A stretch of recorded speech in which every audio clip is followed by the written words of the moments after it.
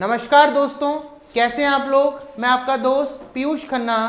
Previous video में बेटा मैंने आपके साथ डिस्कस किया था जूनियर अकाउंटेंट की जो जूनियर अकाउंटेंट की वैकेंसी निकली है बेटा, उसमें हमारा फाइनेंशियल मैनेजमेंट, वित्तीय प्रबंधन या मैनेजमेंट अकाउंटिंग का सिलेबस क्या है।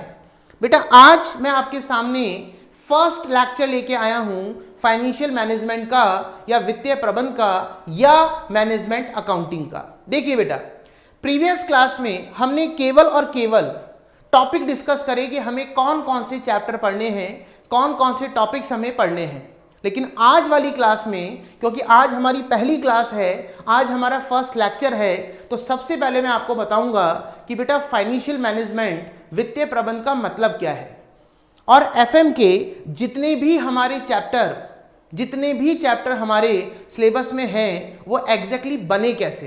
तो आइए स्टार्ट करते हैं आज की क्लास और हम समझते हैं सबसे पहले सर फाइनेंशियल मैनेजमेंट या वित्तीय प्रबंधन से हम क्या समझते हैं।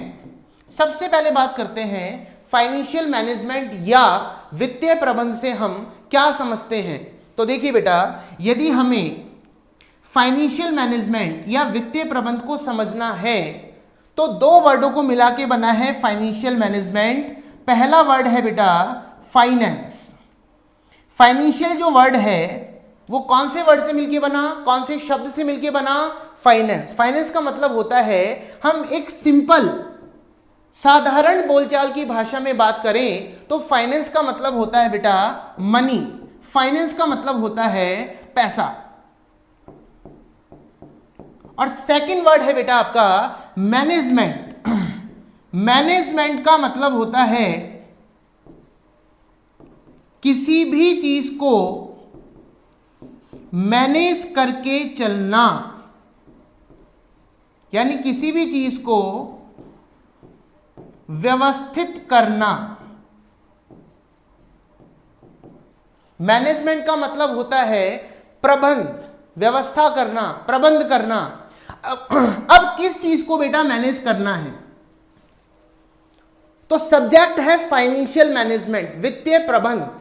किसको मैनेज करना है? वित्त को मैनेज करना है। अब सुनिए सर, वित्त का मतलब होता क्या है, वित्त का मतलब क्या है?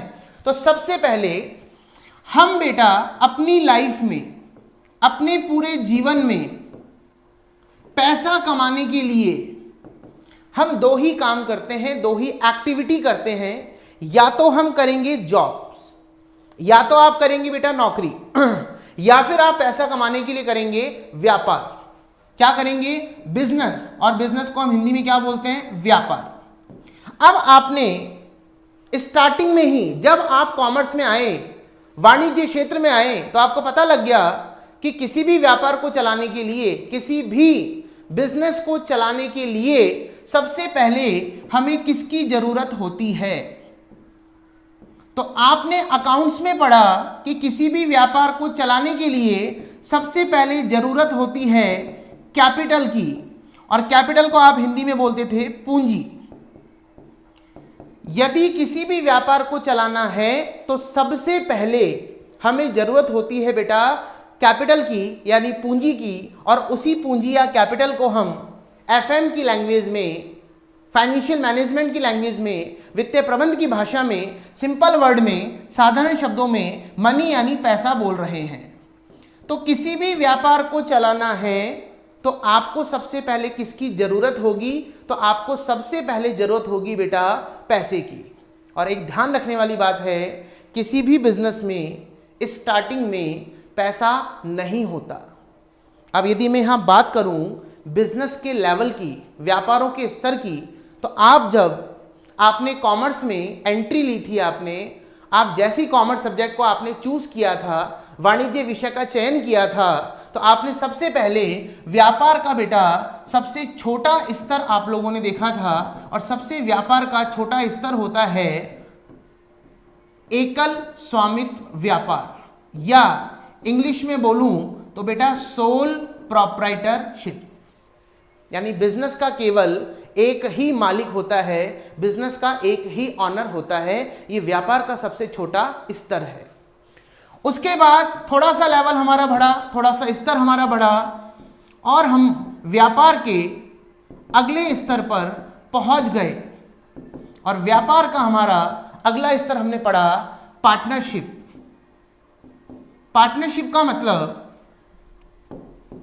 साझेदारी।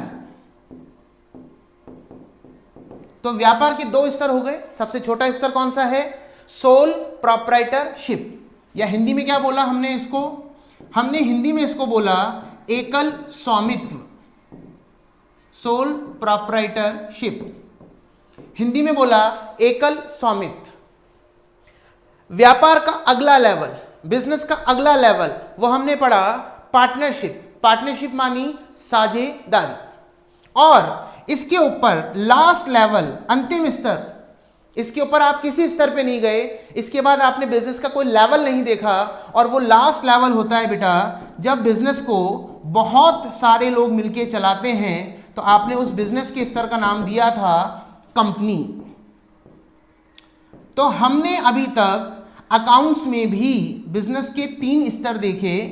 सबसे छोटा स्तर एकल स्वामित्व, उसके बाद हमने पढ़ा पार्टनरशिप यानी साझेदारी में व्यापार करना, और तीसरा स्तर होता है कंपनी।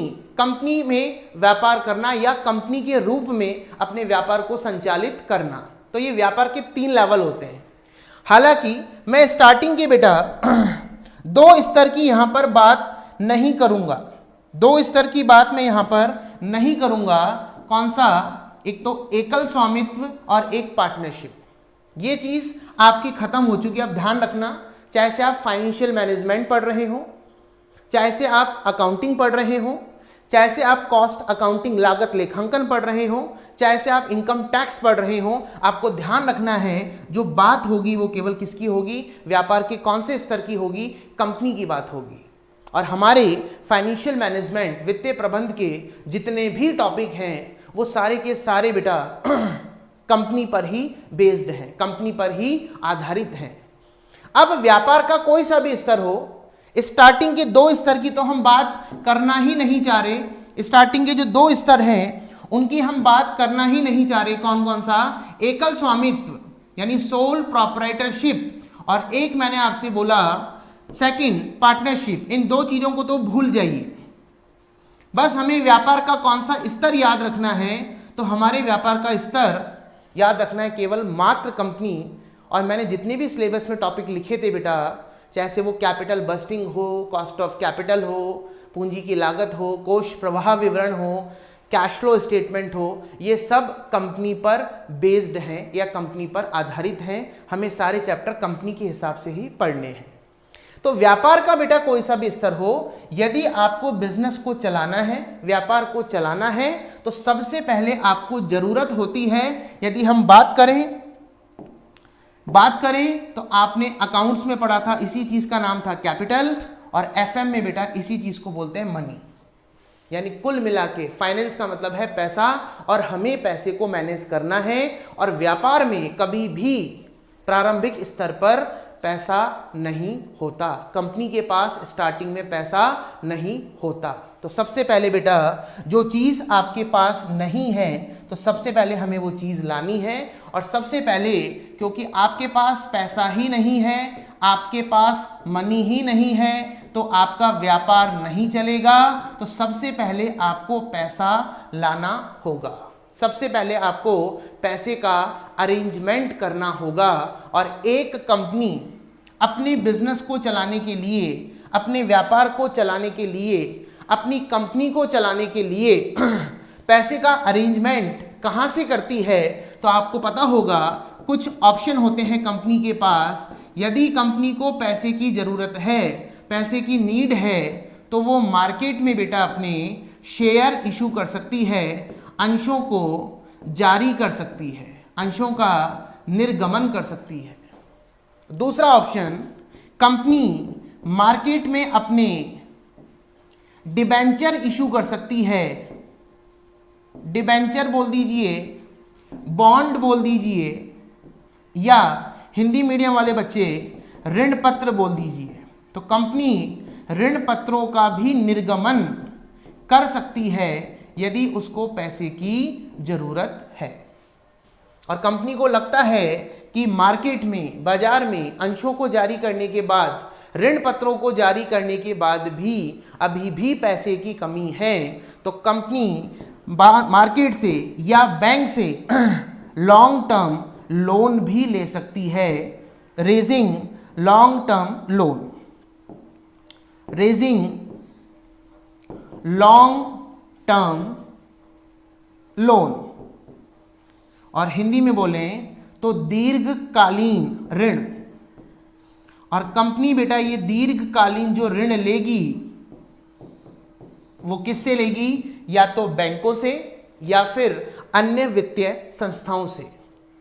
तो जो पहला वर्ड था, किसी भी बिजनेस को चलाने के लिए हमें सबसे पहले जरूरत होती है बेटा फाइनेंस की, यानी पैसे की। और मैंने कहा किसी भी कंपनी के पास स्टार्टिंग में पैसा नहीं होता। तो कंपनी सबसे पहले, किसी भी कंपनी का पहला काम क्या है, किसी भी बिजनेस का पहला काम क्या है? इस मनी को, इस पैसे को अरेंज करना, इस पैसे की व्यवस्था करना। और ध्यान रखना बेटा, ये जो मैं चीज़ें बता रहा हूँ कि सबसे पहला कंपनी का काम है पैसे की व्यवस्था करना। यहीं से हमारे एफएम के जो चैप्टर्स हैं वो बनते जाएंगे, क्योंकि हमारे एफएम में क्या होते हैं, कुछ हमें डिसीजन लेने होते हैं, हमें कुछ निर्णय लेने होते हैं। उन निर्णयों के बिहाफ पे, उस डिसीजन के बिहाफ पे हमारे एफएम के सारे चैप्टर बने हैं। सर वो डिसीजन कौन कौन से होते हैं? तो हमारा एफएम में जो सबसे पहला और इम्पॉर्टेंट डिसीजन है वो डिसीजन होता है फाइनेंसिंग डिसीजन। कौन सा डिसीजन? Financing decision. और फाइनेंसिंग डिसीजन को हम हिंदी में बोलते हैं बेटा वित्तीय निर्णय। कौन से निर्णय? वित्तीय निर्णय। सर ये फाइनेंसिंग डिसीजन क्या होते हैं? सर ये वित्तीय निर्णय क्या होते हैं? नाम से पता चल रहा है वित्तीय निर्णय, दो वर्डों को मिला के बना। पहला वर्ड वही फाइनेंस, दूसरा वर्ड डिसीजन। हमें पैसे से संबंधित डिसीजन लेना है। हमारे बिजनेस को चलाने के लिए हमारे पास पैसा नहीं है, हमें पैसे का अरेंजमेंट करना है। ये पैसा कहां से आएगा, पैसे की व्यवस्था कहां से होगी, ये जो डिसीजन है इसको बोलते हैं बेटा फाइनेंसिंग डिसीजन, यानी वित्तीय निर्णय। सबसे पहले कंपनी क्या करती है? अपनी कंपनी को चलाने के लिए, अपने व्यापार को चलाने के लिए, अपने प्रोजेक्ट को चलाने के लिए, अपने बिजनेस को चलाने के लिए कितना पैसा चाहिए, पहले वो एक रफली एस्टिमेशन लगाती है बेटा, एक अनुमान लगाती है लगभग कि हमारे व्यापार को चलाने के लिए हमें कितने रुपए की आवश्यकता है। मान लेते हैं कंपनी को अपने बिजनेस को चलाने के लिए, अपनी कंपनी को चलाने के लिए 100 करोड़ रुपए की आवश्यकता है। तो सबसे पहले कंपनी अनुमान लगाएगी कि हमें कितने रुपए चाहिए अपनी कंपनी को चलाने के लिए। तो आपका आंसर है कि हमें अपनी कंपनी को चलाने के लिए कितने रुपए चाहिए? हमें अपनी कंपनी को चलाने के लिए 100 करोड़ चाहिए। अब ये 100 करोड़ रुपए कहां से आएंगे? 100 करोड़ की व्यवस्था कैसे होगी? तो बेटा यहीं से तुम्हारा एफएम का पहला डिसीजन सामने आया, फाइनेंसिंग डिसीजन, और हिंदी में बोले वित्तीय निर्णय। अब सर ये 100 करोड़ रुपए कहां से आएंगे? अब कंपनी को इसके बारे में डिसीजन करना है, डिसीजन लेना है, निर्णय लेना है कि ये 100 करोड़ का अरेंजमेंट, व्यवस्था कैसे करें। अब कंपनी बेटा 100 करोड़ की व्यवस्था कैसे करती है? तो मैंने कुछ ऑप्शन आपके सामने बोर्ड पे लिखे थे। सबसे पहला ऑप्शन हमने लिखा issue of share. Company market में क्या कर सकती है? कंपनी मार्केट में अपने शेयर इशू कर सकती है, अंश जारी कर सकती है। और मान लेते हैं कंपनी ने जो अंश जारी करे, कंपनी ने जो अंश जारी करे, मान लीजिए 50 करोड़ के अंश जारी कर दिए। कंपनी ने 50 करोड़ की व्यवस्था मार्केट में शेयर इशू करके, अंश जारी करके कर ली। अभी भी कंपनी के पास कितना पैसा शॉर्ट है? कंपनी को 50 करोड़ और चाहिए। मान लेते हैं बेटा कंपनी ने मार्केट में 30 करोड़ के डिबेंचर यानी ऋण पत्र निर्गमित कर दिए, 50 करोड़ के शेयर इशू किए, 30 करोड़ के डिबेंचर यानी ऋण पत्र जारी करे और 20 करोड़ का कंपनी ने बैंकों से या फाइनेंशियल इंस्टीट्यूशन वित्तीय संस्थाओं से पैसा उधार उठाया। तो जो सबसे पहला डिसीजन था कि पैसा अल्टीमेटली आपका कहां से आएगा, तो पैसा हमारा कहां से आएगा, ये जो निर्णय होता है कंपनी के सबसे इंपॉर्टेंट, सबसे महत्वपूर्ण और सबसे पहला डिसीजन होता है जिसका नाम होता है बेटा फाइनेंसिंग डिसीजन यानी वित्तीय निर्णय। पैसे का अरेंजमेंट कहां से होगा।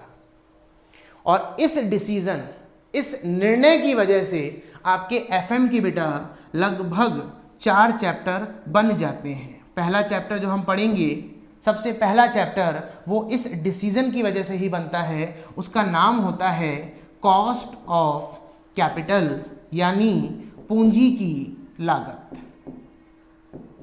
कॉस्ट ऑफ कैपिटल यानी पूंजी की लागत। दूसरा सेकंड चैप्टर भी फाइनेंसिंग डिसीजन की वजह से ही बना, वित्तीय निर्णय की वजह से बना, और बेटा उस चैप्टर का नाम है लीवरेज। लीवरेज मतलब उत्तोलक, और लीवरेज को हम अदर वर्ड्स में रिस्क भी बोलते हैं। लीवरेज का मतलब रिस्क मतलब जोखिम। और एक चैप्टर आपका बना बेटा कैपिटल स्ट्रक्चर पूंजी संरचना। और एक चैप्टर जो पूंजी संरचना के सिद्धांत है, क्योंकि वो इसी का पार्ट है, थ्योरीज ऑफ कैपिटल स्ट्रक्चर। ये चारों चैप्टर इस डिसीजन की वजह से बने, वित्तीय निर्णय की वजह से, फाइनेंसिंग डिसीजन की वजह से बने। क्योंकि कंपनी के पास पैसा नहीं था, कंपनी को पैसे का अरेंजमेंट व्यवस्था करनी थी, और कंपनी पैसा कहाँ से अरेंज करेगी, तो आपको मैंने ऑप्शन बताए कि कंपनी मार्केट में शेयर इशू कर सकती है, कंपनी मार्केट में डिबेंचर इशू कर सकती है, और कंपनी मार्केट से बैंक से, मार्केट से, फाइनेंशियल इंस्टीट्यूशन वित्तीय संस्थाओं से पैसा उधार ले सकती है। लेकिन समस्या क्या है? समस्या ये है कि जो पैसा आपने उठाया मार्केट से, क्या मार्केट को उतना ही पैसा वापस लौटाना पड़ता है या ज़्यादा पैसा लौटाना पड़ता है? तो ऑब्वियस सी बात है बेटा, पैसा आपको ज़्यादा ही लौटाना पड़ेगा। जो आपने मार्केट में शेयर इशू किए, तो शेयर होल्डर को, अंशधारक को आपको एक्स्ट्रा पैसा देना पड़ेगा, अतिरिक्त राशि देनी पड़ेगी। और इस अतिरिक्त राशि को बेटा हम क्या बोलते हैं? इस अतिरिक्त राशि को हम बोलते हैं डिविडेंड। डिविडेंड मतलब लाभांश। यानी हमने शेयर इशू करे कितने करोड़ के? तो हमने शेयर इशू करे 50 करोड़ के, तो हमें 50 करोड़ वापस नहीं लौटाने, हमको 50 करोड़ के अलावा कुछ अमाउंट, कुछ राशि एक्स्ट्रा भी लौटानी है, और उस एक्स्ट्रा राशि को हम बोलते हैं डिविडेंड, लाभांश। डिबेंचर होल्डर, जिस भी वर्ड के आगे डी लग जाए, डी का मतलब होता है डेट या फिर लोन, और डिबेंचर या लोन पर कंपनी क्या चुकाती है? एक्स्ट्रा पैसा, उसको हम बोलते हैं इंटरेस्ट यानी ब्याज। और जो आपने बैंकों से लोन लिया, उस पर भी कंपनी को एक्स्ट्रा पैसा, अतिरिक्त राशि क्या चुकानी होगी? इंटरेस्ट यानी ब्याज। तो ये सब डिसीजन कि पहली बात तो पैसा नहीं था, पैसा हम लोग कहाँ से लाएं? पैसा लाए आप कहाँ से लाए? शेयर इशू करके, डिबेंचर इशू करके, बैंक से लोन लेके। लेकिन जितना पैसा आप लाए, हमें उतना पैसा नहीं लौटाना, उससे एक्स्ट्रा यानी ज़्यादा ही लौटाना है, और इसी को हम बोलेंगे कॉस्ट ऑफ कैपिटल। जब मैं इस चैप्टर पे आऊँगा तब और डिटेल हम डिस्कस करेंगे, लेकिन अभी हमें कल आपको डिसीजन बता रहा हूँ कि एफएम सब्जेक्ट कहाँ से बना और कितने प्रकार के निर्णय होते हैं, डिसीजन होते हैं, जिनके बिहाफ पे ये एफएम के सारे चैप्टर बन गए। तो पहला डिसीजन था फाइनेंसिंग डिसीजन, वित्तीय निर्णय। अब आते हैं सबसे इम्पॉर्टेंट जो डिसीजन है, सबसे जो इम्पॉर्टेंट डिसीजन है फाइनेंसिंग के बाद। पैसा नहीं था, पैसे की आपने व्यवस्था कर ली, 100 करोड़ की व्यवस्था आपने कहाँ से करी? तो आपको मैंने बता दिया, अंश जारी करके, ऋण पत्र जारी करके, बैंकों से लोन लेके। अब हम बात करते हैं कि आपके पास पैसा नहीं था, पैसा तो आ गया, लेकिन पैसा आने के बाद जैसा कि मैंने बताया हमने मार्केट से 100 करोड़ रुपए उठाए, क्या हमें मार्केट को वापस 100 करोड़ लौटाने हैं या 100 करोड़ से ज़्यादा लौटाने हैं? तो हमारा आंसर होगा 100 करोड़ से ज़्यादा लौटाने हैं। और जब 100 करोड़ से आप ज़्यादा लौटाने पड़ेंगे, मान लेता हूँ बेटा 100 करोड़ पर हमें जो एक्स्ट्रा पैसा लौटाना है वो लौटाना है 30 करोड़। 30 करोड़ हमें एक्स्ट्रा और लौटाना है। तो मार्केट से आपने उठाए 100 करोड़ और आपको मार्केट को रिटर्न करना है, लौटाना है 130 करोड़।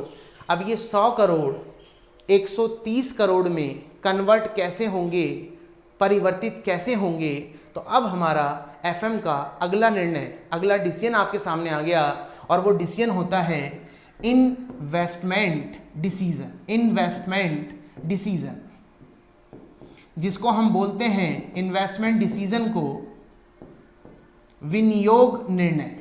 विनियोग निर्णय, पैसा नहीं था, पैसा कहाँ से लाए? उस समय जो डिसीजन लिया गया वो फाइनेंसिंग डिसीजन था, वित्तीय निर्णय था, लेकिन पैसा लाने के बाद इस 100 करोड़ को आप 130 करोड़ में कैसे कन्वर्ट करोगे, कैसे परिवर्तित करोगे? तो अगला डिसीजन लेना पड़ेगा और अगला डिसीजन होता है बेटा हमारा इन्वेस्टमेंट डिसीजन यानी विनियोग निर्णय। बेटा कभी भी 100 करोड़ पड़े पड़े आपके 130 करोड़ नहीं बन सकते। उस 100 करोड़ को आपको इन्वेस्ट करना होगा। और वैसे भी आपने 100 करोड़ मार्केट से क्यों उठाए? अपने बिजनेस को चलाने के लिए, अपने व्यापार को चलाने के लिए, अपनी कंपनी को चलाने के लिए। तो अब आप क्या करोगे? इस 100 करोड़ को इन्वेस्ट करोगे।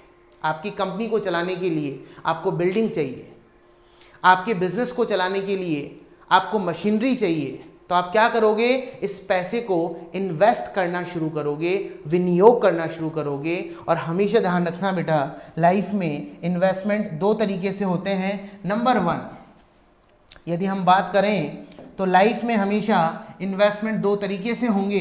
पहला होता है लॉन्ग टर्म इन्वेस्टमेंट डिसीजन, दीर्घकालीन विनियोग निर्णय। मशीनरी खरीद ली, बिल्डिंग खरीद ली, भवन खरीद लिया, फर्नीचर खरीद लिया, ये सब लॉन्ग टर्म, लंबे समय के इन्वेस्टमेंट हैं।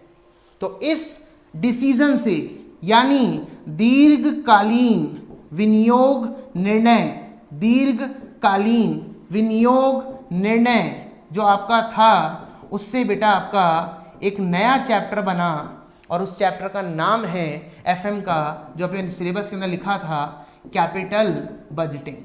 कैपिटल बजटिंग यानी पूंजी बजटिंग। वो इस डिसीजन की वजह से बना, इन्वेस्टमेंट डिसीजन, विनियोग निर्णय।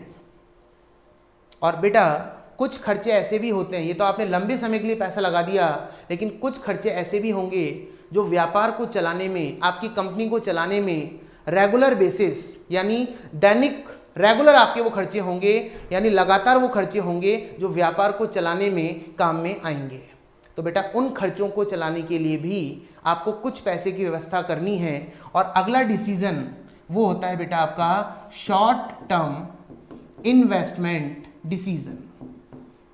शॉर्ट टर्म इन्वेस्टमेंट डिसीजन, अल्पकालीन विनियोग निर्णय। और इस अल्पकालीन विनियोग निर्णय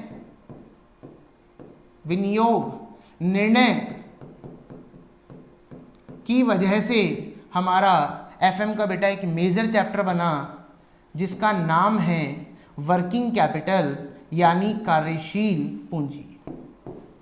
तो ये हमारे लिए डिसीजन का बहुत इंपॉर्टेंट पार्ट था। तो आज की क्लास में, आज के लेक्चर में हमने आपके साथ साथ बेटा क्या क्या डिस्कस किया, एक क्विक समरी करता हूँ।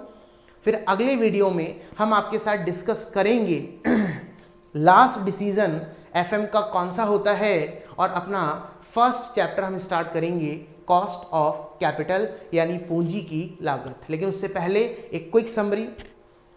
आज जो हमने सब्जेक्ट शुरू किया फाइनेंशियल मैनेजमेंट, वित्तीय प्रबंधन, उसको मैंने दो पार्ट्स में डिवाइड किया बेटा। पहला वर्ड है फाइनेंस, फाइनेंस मतलब पैसा, और सेकंड वर्ड है मैनेजमेंट, मतलब हमें पैसे की व्यवस्था करनी है, पैसे को मैनेज करके चलना है। और किसी भी कंपनी में, किसी भी बिजनेस में, किसी भी व्यापार में स्टार्टिंग में पैसा नहीं होता। कंपनी पैसे का अरेंजमेंट कहाँ से करती है? तो मैंने आपको बोला सबसे पहला कंपनी व्यवस्था करती है कि अनुमान लगाती है हमें कितने पैसे की ज़रूरत है, और फिर उस पैसे की व्यवस्था करती है। और ये पैसे की व्यवस्था करना एफएम का एक बहुत इंपॉर्टेंट डिसीजन है या बहुत इंपॉर्टेंट निर्णय है, जिसको हमने बोला था फाइनेंसिंग डिसीजन, वित्तीय निर्णय।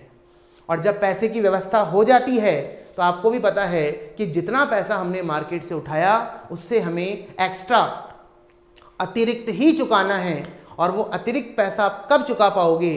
थ्रू इन्वेस्टमेंट, विनियोग के जरिए। और विनियोग, इन्वेस्टमेंट दो तरीके होते हैं, एक लॉन्ग टर्म, एक शॉर्ट टर्म, दीर्घकालीन, अल्पकालीन। दीर्घकालीन से आपका एफएम का एक चैप्टर बन गया जिसका नाम था आपका कैपिटल बजटिंग, पूंजी बजटन। और शॉर्ट टर्म इन्वेस्टमेंट डिसीजन, अल्पकालीन विनियोग निर्णय की वजह से आपका चैप्टर बन गया वर्किंग कैपिटल यानी कार्यशील पूंजी। तो उम्मीद करता हूं आज की वीडियो आपको जरूर पसंद आई होगी। अगली वीडियो में हम मिलते हैं, हमारा लास्ट एंड फाइनल जो बचा हुआ डिसीजन है, और फिर हम अपना फर्स्ट चैप्टर शुरू करेंगे जिसका नाम है कॉस्ट ऑफ कैपिटल, पूंजी की लागत। आज के लिए इतना ही। थैंक्स टू ऑल, आप सभी का बहुत बहुत आभार।